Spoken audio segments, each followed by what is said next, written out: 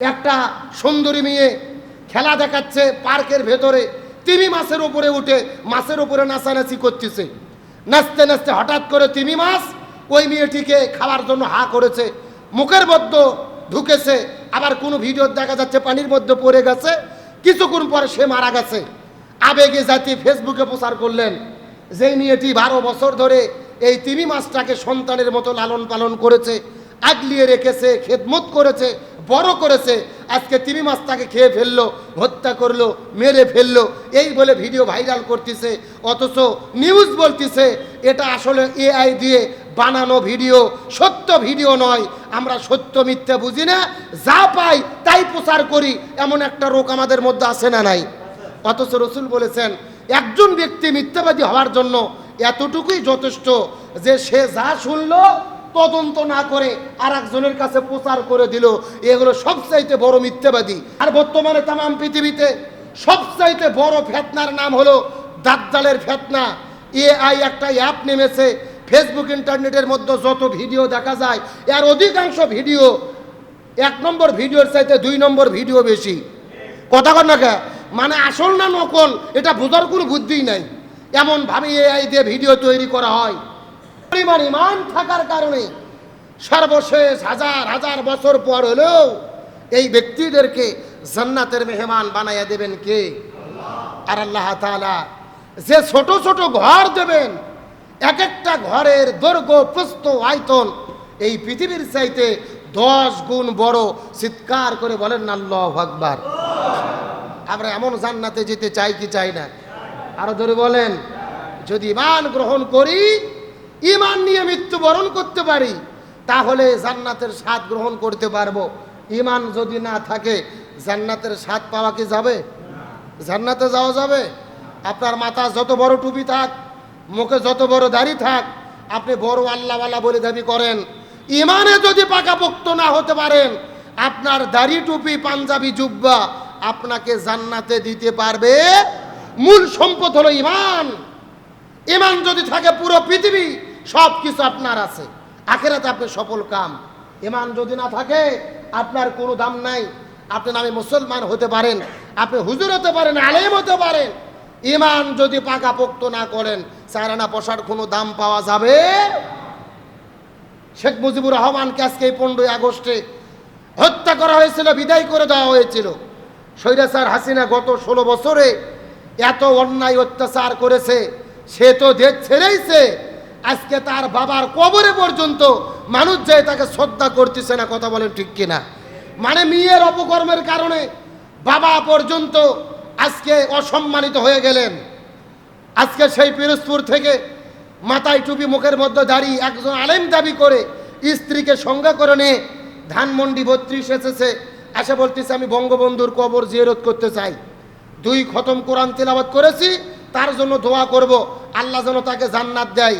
পরিচয় দিচ্ছে সে একজন আলেম, মাথায় টুপি মুখে দাঁড়ি, পিরোজপুর থেকে সফর করে ঢাকায় ধানমন্ডি 32 এসেছে। এখন বলেন তো বঙ্গবন্ধুর কবর আছে কোথায়? কথা কন না গা? গোপালগঞ্জের টঙ্গি পাড়ায়। আরো কবর জিয়ারত করতে আসছে ধানমন্ডি 32। মানে এই পাগলে জানেও না যে ধানমন্ডি 32-এ কবর নাই, কবর হলো গোপালগঞ্জে। ধানমন্ডি 32 আছে, তার ভাস্কর্য, তার প্রতিকৃতি, বড় করে একটা ছবি, ওই ছবিতে ফুল দেওয়া হতো। এখন বলেন তো শরীয়তের দৃষ্টিতে ইসলামে ভাস্কর্য, মূর্তি, ছবিতে ফুল দেওয়া কি জায়েজ আছে? সম্মান করা জায়েজ আছে? ধানমন্ডি 32 যেখানে শিরিকের কারখানা, ভাস্কর্য, মূর্তি, প্রতিকৃতি যেখানে ফুল দিয়ে শিরিক করা হতো, ওখানে আলেম হয়ে এসেছে তার কবর জিয়ারত করতে। আমাদের দেশে একটা কথা আছে যে দাদার কবর কোথায় আর দাদি কাঁদে কোথায়? কথা কন না গা?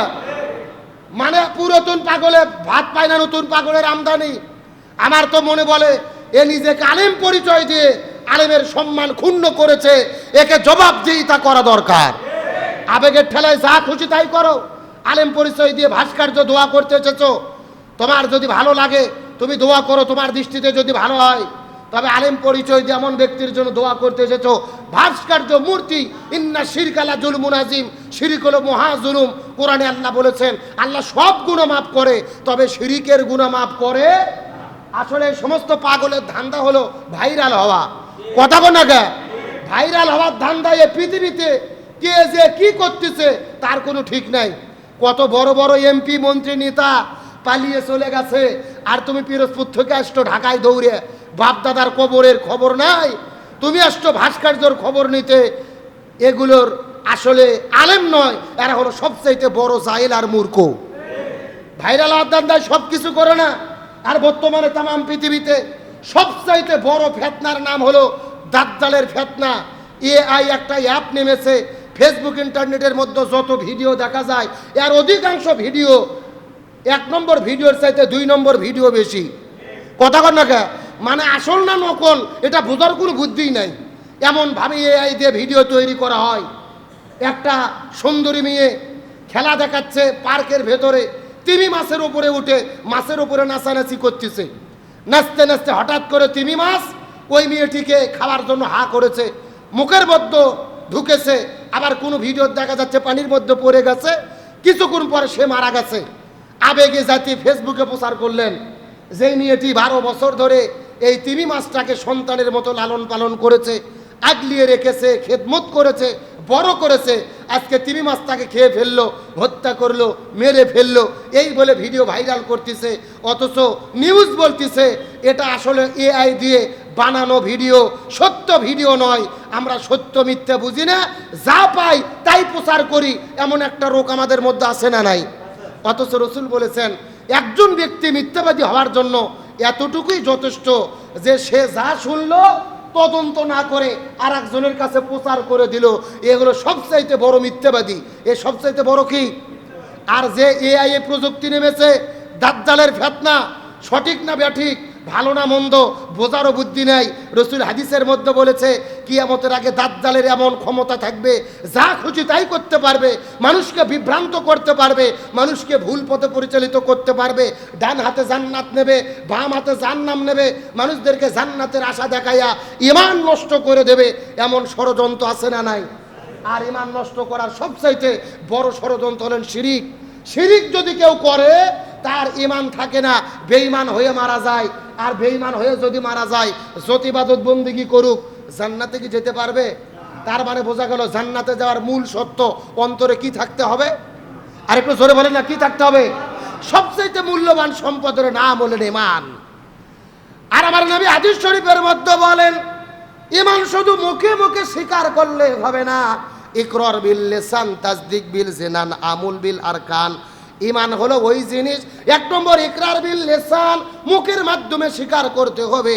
2 নম্বর তাসদিক বিল জিনান, অন্তরের মাধ্যমে বিশ্বাস স্থাপন করতে হবে। আর 3 নম্বর হলেন আমল বিল আরকান, এটা কাজের মাধ্যমে প্রমাণ পেশ করতে হবে। তার মানে বোঝা গেল শুধুমাত্র মুখে মুখে বললে ঈমান হবে না, শুধুমাত্র মুখে মুখে বললে কালেমা পড়লে ঈমান হবে না। ঈমান হলো জবান দিয়ে স্বীকার করতে হবে, অন্তর দিয়ে বিশ্বাস স্থাপন করতে হবে। আর 3 নম্বর হলো কাজের মাধ্যমে এই জমিনের মধ্যে প্রমাণ পেশ করতে হবে। আমার বন্ধুগণ, মুসলমান ভাইরা গভীর মনোযোগ লক্ষ্য করুন। এই জন্য আল্লাহর কোরআন ডাকতে বললেন আমিনু কামা আমানান নাস, তোমরা ঈমান গ্রহণ করো যেমন ভাবে মানুষেরা এই দুনিয়ার মধ্যে ঈমান গ্রহণ করেছে। এই জায়গার মধ্যে মানুষেরা বলতে আল্লাহ তাআলা কাদেরকে বোঝাইছে? তাফসীরের মধ্যে পাওয়া যায় এই দুনিয়ার মধ্যে নবী রাসূলেরা যেইভাবে ঈমান গ্রহণ করেছে তোমরা সেইভাবে ঈমান গ্রহণ করো। কিছু কিছু মুফাসসিরগণ বলেন সাহাবীরা যেমনভাবে ঈমান গ্রহণ করেছে এই জমিনের ভেতরে তোমরা তেমনভাবে ঈমান গ্রহণ করো। আর ঈমান গ্রহণ করার পরে ঈমানের মজা যে একবার বুঝতে পেরেছে, ঈমানের স্বাদ যে একবার বুঝতে পেরেছে, ওই ঈমানটা মুখের মধ্যে নিয়ে হাসতে হাসতে তারা জীবন দিয়েছে, কিন্তু জালিমের কাছে মাথা নত করে।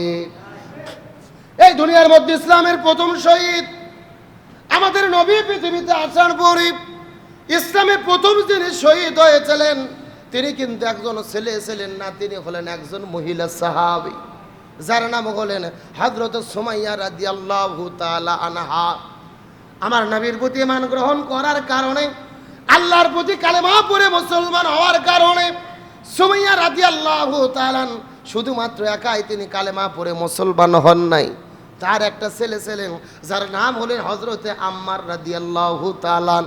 18 বছর বয়সে এই যুবককে সঙ্গে করে নিয়ে সুমাইয়া যখন কালেমা পড়ে মুসলমান হয়ে গেলেন, আবু জেহেলের কাছে খবর পৌঁছে গেলেন যে সুমাইয়া তার পরিবারকে নিয়ে কালেমা পড়ে মুসলমান হয়েছে, ঈমান গ্রহণ করে ফেলেছে।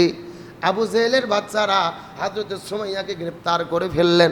সুমাইয়ার সঙ্গে তার ছেলে ছিল হযরতে আম্মার রাদিয়াল্লাহু তাআলা। দুইজনকে গ্রেফতার করার পরে মরুভূমির মধ্যে নিয়ে যাওয়ার পরে হযরতে সুমাইয়ার হাত পা গুলো বেঁধে ফেললেন। আম্মার রাদিয়াল্লাহু তাআলার হাত পা গুলো বেঁধে ফেললেন। সুমাইয়াকে বেঁধে ফেলার পরে আম্মারকে ডাকতে বলে, আম্মার কালেমাটা ছেড়ে দাও, মুহাম্মদকে তোমরা গালি দাও, কালেমাটা ছেড়ে দাও। কালেমাটা যদি না ছাড়ো তোমাকে এবং তোমার মাকে দুনিয়ার মধ্য থেকে বিদায় করে দেওয়া হবে। আম্মার কালেমা ছাড়ে না। হযরতে সুমাইয়া রাদিয়াল্লাহু তাআলা আনহা ইসলামের প্রথম শাহাদাতকারিনী মহিলা, সেও কালেমা ছাড়ে না। ওই আবু জেহেলেরা ওই সুমাইয়া আর আম্মারের হাত পা গুলো বেঁধে ফেলার পরে আম্মারকে ডাকতে বলে, আম্মার যদি তুমি কালেমা না ছাড়ো তোমার চোখের সামনে তোমার মা তার শরীরের সমস্ত কাপড় চোপড়গুলো খুলে তাকে অঙ্গ করে ফেলা হবে। আমার বন্ধুগণ, মুসলমান ভাইরা গভীর মনোযোগ লক্ষ্য করুন। 18-20 বছর বয়সের একটা যুবক তার চোখের সামনে তার মাকে বেঁধে রেখে শর্ত দিয়ে দিলেন, যদি কালেমা না ছাড়ো তোমার মায়ের শরীর থেকে কাপড় খুলে ফেলা হবে। তুমি তো যুবক মানুষ, তোমার মায়ের অঙ্গ প্রত্যঙ্গগুলো সব তুমি নিজের চোখে দেখতে পারবে, আর যদি কালেমা ছেড়ে দাও তোমাদেরকে মুক্ত করে দেওয়া হবে। হযরতে সুমাইয়া রাদিয়াল্লাহু তাআলা আম্মারকে ডাকতে বলে, এ ছেলে, আমাকে উলঙ্গ করে ফেলো আর দুনিয়ার মধ্য থেকে বিদায় করে ফেলো। খবরদার খবরদার খবরদার, কখনোই তুমি কালেমা ছাড়বা না, ঈমান হারা হবে না। তার কারণ যদি তুমি ঈমান নিয়ে মৃত্যুবরণ করতে পারো, ওই ঈমানের ওসিলা করে আল্লাহ সরাসরি তোমাকে জান্নাতের মেহমান বানায়া দেবে।